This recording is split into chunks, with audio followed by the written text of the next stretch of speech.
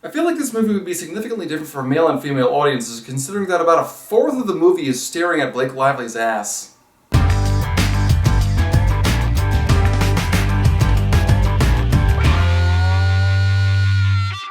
The Shallows. The Shallows?! The Shallows. So The Shallows is a survival movie starring Blake Lively playing Nancy, a medical student who's come out to the beach that her mother told her about just to relax and get away from the world. While surfing there, she gets attacked by a shark and has to survive using only the sparse supplies she has on hand.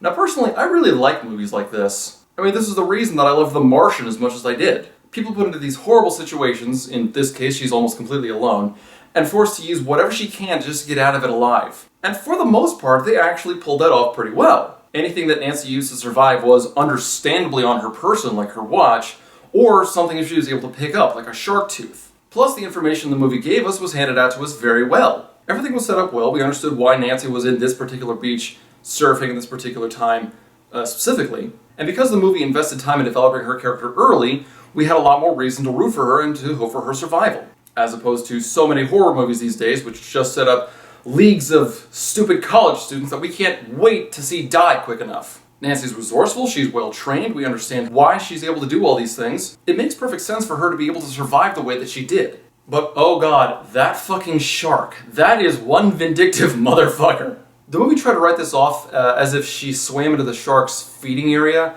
but she and two other guys had spent the entire afternoon surfing in this one spot. Why would the shark then patrol the entire beach? I'm just going to preface some of these complaints by saying I did enjoy the movie, but there were a number of mistakes. The acting itself was actually pretty solid. Blake Lively gives a tremendous performance. She carried about half the film by herself and really did an effective job at it. Between her acting and the cinematography and the music and all that, the first time she's attacked by the shark, I actually found myself kicking my legs as she's swimming away, kind of as an unconscious response. It's kind of like unconsciously kicking the brake when you're learning to drive. The other performances served the roles they had to, though their roles themselves are actually pretty minimal.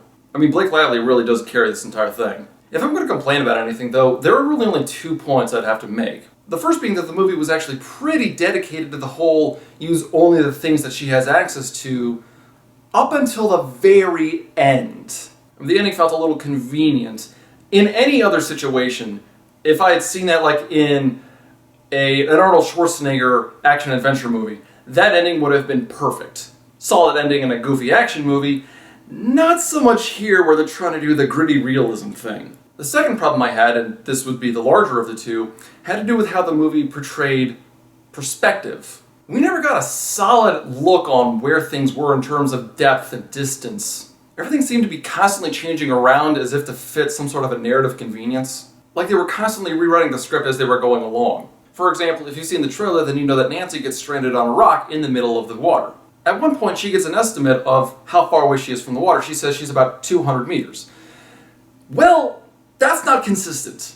We get several overhead shots, so we can get a rough estimate ourselves of where she's supposed to be. Sometimes it does look like she's 200 yards away, but other times it couldn't be more than 50. Another time that happened, and don't worry, this is not a spoiler, this was in the trailer, was when she had to swim to the buoy. She gives an estimate of about 30 to 40 yards when she says this, but immediately after, the movie gives an overhead shot of the distance. It couldn't have been more than 60 feet. And this was really disappointing because considering how well the writing was up to this point, just seeing these small errors became more and more grating the more the movie went along and repeated itself. Now that's not to say the movie's technically inept in any way.